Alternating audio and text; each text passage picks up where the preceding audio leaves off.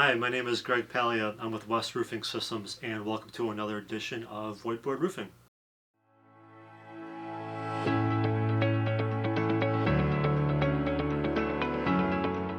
In today's episode, we're going to talk about the TPO membrane when it's at the end of its life. If you have a TPO roof that's at the end of its life, what should you do? So today we're going to give you a couple options.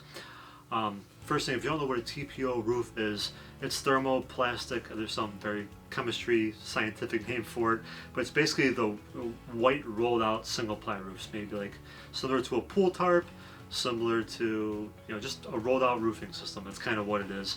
And the seams are usually heat welded, adhesive together, or fastened. So if it's a white rolled out roof, this is the kind of roof that we're talking about.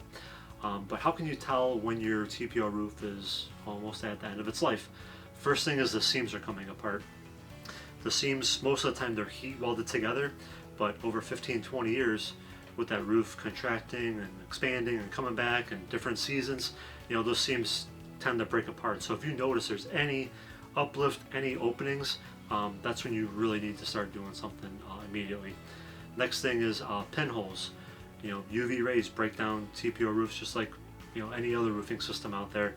Sometimes the seams are put together with an adhesive, and the sun kind of angles in there and breaks on that adhesive over time, rips the seam apart, and maybe creates some pinholes. So if you see pinholes on the TPO roof, might be towards the end of its lifetime. Next thing is saturated insulation. Again, if there's any water getting underneath and the insulation below the TPO roof is getting saturated and water's coming into the building in any way possible, it's probably time to do something pretty quickly.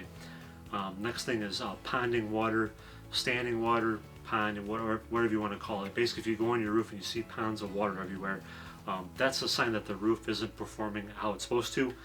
What could happen or could be happening is water is getting underneath the membrane, getting into the insulation and kind of weighing it down.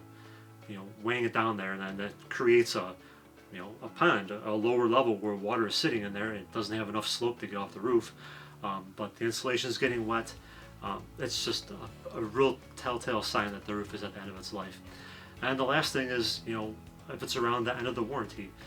If you got a TPO roof installed in the year 2000, and now it's 2022, and you got a 20-year warranty, 25-year warranty, it's at the end, it's year 22.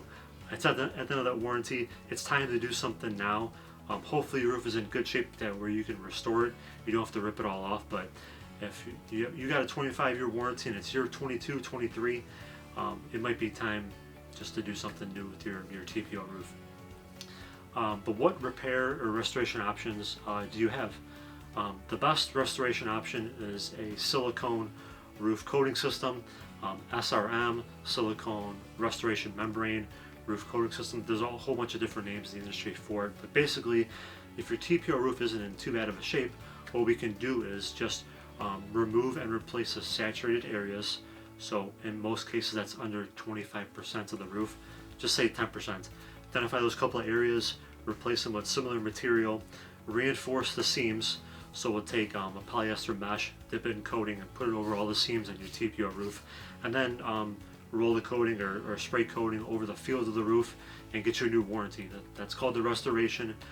That's the best thing you could do, because you don't want to do a complete tear off. That's the worst, money sucking thing you could do with the roof, is rip everything off and start fresh. Roof coating system costs between $4 to $8 per square foot. There's a lot of variables. 2 years ago, they cost about $2 to $4 per square foot, just because of the increase in the material prices from the manufacturers. The current material cost will affect that cost. Roof size, the bigger your roof is, the cheaper per square foot it's going to be. How much wet insulation you have to remove, that could be 5% or 20%. Certainly if you have to do more work, it's going to cost more. If you would like a longer warranty, that's also going to cost more, and that might move it to a more expensive installation of the coating system. But what problems should you look out for? The big problem is you don't want a contractor to go on your roof and tell you that, oh, we need to rip everything off and take it to a landfill and put a new system on here no matter what. You need to get some evidence of core samples.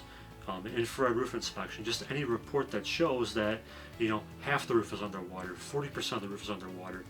If it's over 25%, then that's justifiable, that's fine. We would even recommend a complete tear off in that case. But if it's only 5% saturated or 10% saturated, definitely look at restoring your roof instead of doing the costly complete tear off.